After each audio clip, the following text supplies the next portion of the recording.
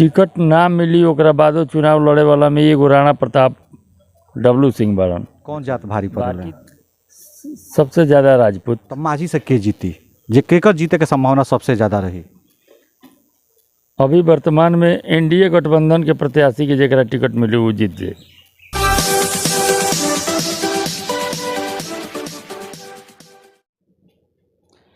बिहार में विधानसभा चुनाव ए साल होखे वाला बा। चुनाव के लेके लगातार तैयारी चल रहा बा।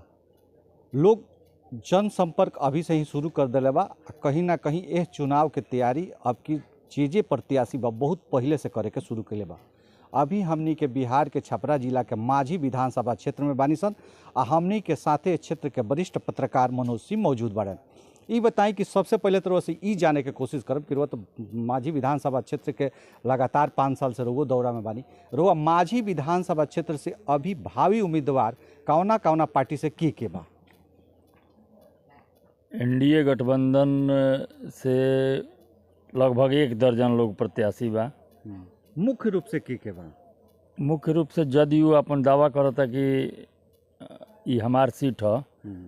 ओकर दावेदार में पूर्व सांसद प्रभुनाथ सिंह के बेटा छपरा के पूर्व विधायक रणधीर सिंह, पूर्व मंत्री गौतम सिंह, पूर्व प्रत्याशी जितेंद्र सिंह, 3 आदमी लोग जदयू के प्रबल दावेदार बा। अच्छा। एकरा अलावे लोजपा के जौन 2 धड़ा बा, एगो धड़ा से पूर्व प्रत्याशी केशव सिंह आ एगो धड़ा से एगो और प्रत्याशी प्रयास में बाड़न। भारतीय जनता पार्टी से काफ़ी लोग बा जौना में पुराना प्रत्याशी अब सबसे ज़्यादा वोट दूसरा नंबर पर सबसे ज़्यादा वोट ले आवे वाला राणा प्रताप उर्फ डब्लू सिंह। ओकरा अलावे हेम नारायण सिंह वो भी चुनाव लड़ल बन बहुत पहले 2-3 बार। अमरजीत सिंह, गुड्डू सिंह, तमाम बहुत लोग बा जे लोग प्रयास। राजद से के लड़ी? राजद माकपा के गठबंधन बा दिया माझी विधानसभा सीट में।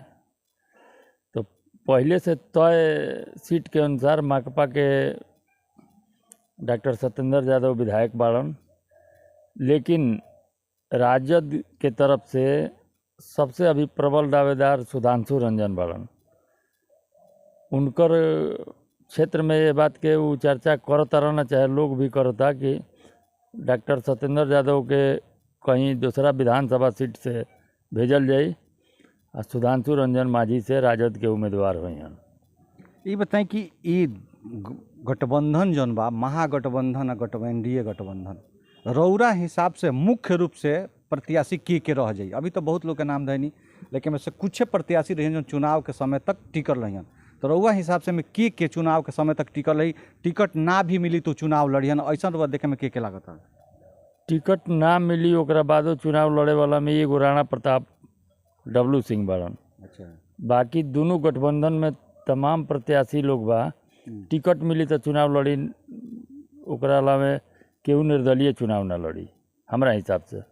माझी विधानसभा के जौन बनावट बा वो बनावट के हिसाब से रउआ का लगता कि अब की चुनाव में बदलाव हुई या जैसे बा वैसा ही रही? 5 साल से जौन वातावरण बनल बा माझी विधानसभा के, ओकरा के देखते हुए आम आदमी में ये बात के चर्चा बा कि बदलाव होके के चाही। लोग बदलाव के मूड में बा, बशर्ते कि वोट के विभाजन अगर ना भइल तो एनडीए के पलड़ा फिलहाल भारी लागता। माझी के विकास के बात करिए तो हमके माझी सहनीय सन माझी से जौन सड़क आवता यहाँ रुआ मठिया तक ले, राजद के सरकार रहे तबो सड़क के उहे दशा रहे, एनडीए के सरकार भइल तबो सड़क के उहे दशा रहे बा। माझी विकास से बहुत दूर दिखाई देता, का एकर कारण का रहल बा? कुछ वर्तमान प्रतिनिधि लोग के व्यक्तिगत वजह से ई जौन बकाया बाकी काम लौकता वो 2 गो ओकर कारण बा। एगो तो जन प्रतिनिधि जे लोग बा उ लोग कोनो व्यक्तिगत कारण से ऊपर ध्यान नहीं देत। दूसरा कारण ई बा कि गाँवी राजनीति में भी कई गो योजना फंसल बा।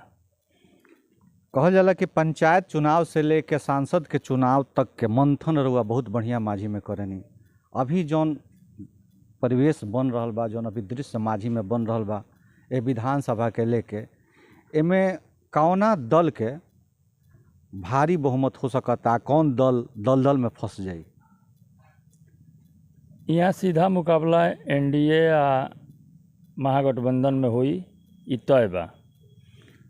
जन स्वराज भी अगर अपन उचित प्रत्याशी उतरलक तो वो त्रिकोण बना सकेला। ये परिस्थिति में अगर राणा प्रताप लड़ गइलन निर्दलीय, तो वो स्थिति में चतुष्कोणीय मुकाबला भी हो सकेला। जन स्वराज से कौन ऐसा आदमी अहन कि यहाँ त्रिकोणीय मुकाबला हो जाए? जन स्वराज से 3 गो प्रत्याशी बा लोग, उदय शंकर सिंह, मुन्ना सिंह भवानी, उनकर जिलाध्यक्ष बच्चा राय। तीनों आदमी दावा करता।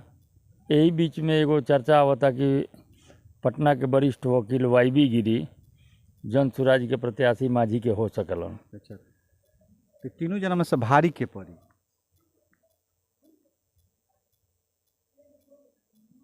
पहले से जे लोग लागल बा ओमे हमरा लगता कि बच्चा राय सबसे भारी पड़ी हन।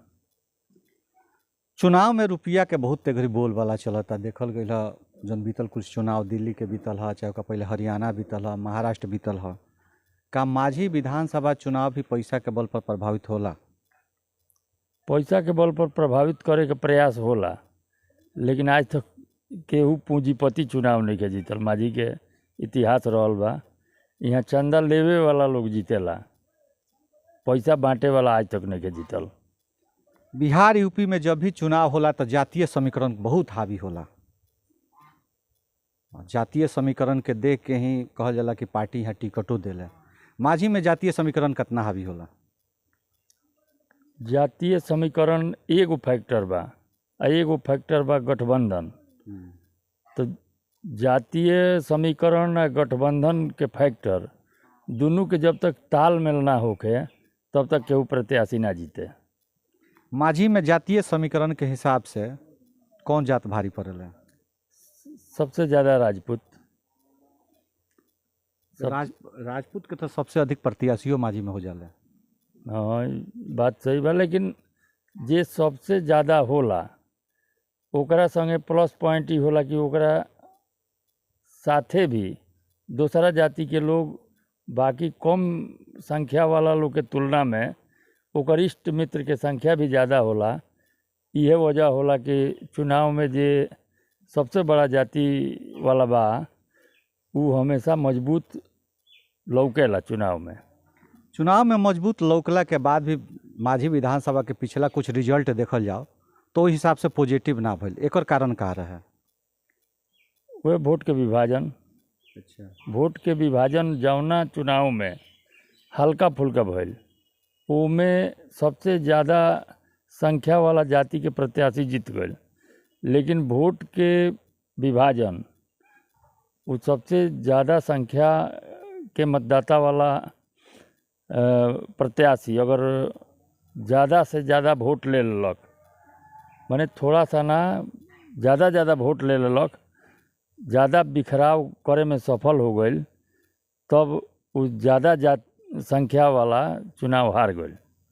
तो का ये बार वो वोट के बिखराव के रोके के प्रत्याशी लोग प्रयास करी? वर्तमान विधायक के जौन 5 साल के क्रियाकलाप बा ओसे एगो वर्ग खुश बा, जबकि एगो वर्ग काफ़ी ना खुश बा। तो जौन खुश वर्ग बा ओमे भी नाराजगी बा, अलग अलग ओकर कारण बा। लेकिन जे लोग ना खुश बा वो अभी चुनाव में तो 6 महीना के करीब देरी बा। 6 महीना पहले तक के जौन परिस्थिति बा ओमे नाराज लोग के संख्या 70 से 75% बा। तो अगर नाराज लोग नाराज रह गए 6 महीना बाद तक, ओकरा के नाराज रखे में एनडीए गठबंधन के नेता लोग सफल भइल, तब वर्तमान विधायक के उ लोग हरा सकेला।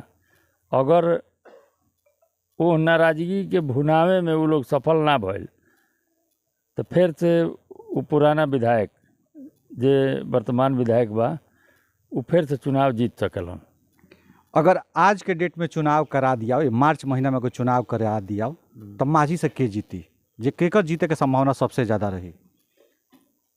अभी वर्तमान में एनडीए गठबंधन के प्रत्याशी के जरा टिकट मिली वो जीत जाए, चुनाव जीत जाए। तो देखी माझी विधानसभा में चुनाव के चर्चा शुरू बा। माझी विधानसभा में जे चुनाव लड़े वाला बा वो कहीं ना कहीं लोग से जनसंपर्क कर रहा बा। हमके रास्ता में भी देखनी है कि कुछ लोग जे प्रत्याशी बा वो अपन पद यात्रा करत ला, जनता से संपर्क कर रहा बा। माझी विधानसभा के चुनाव अब की सबसे दिलचस्प हुई, कुछ नया तो कुछ पुरान प्रत्याशी अब की चुनाव में लड़ियन, जे चुनाव में लड़े खातिर अभी से लाग चुकल बा। ऐसा नहीं बन रही खबर के साथ, हमारा साथ। जय हिंद, जय भारत।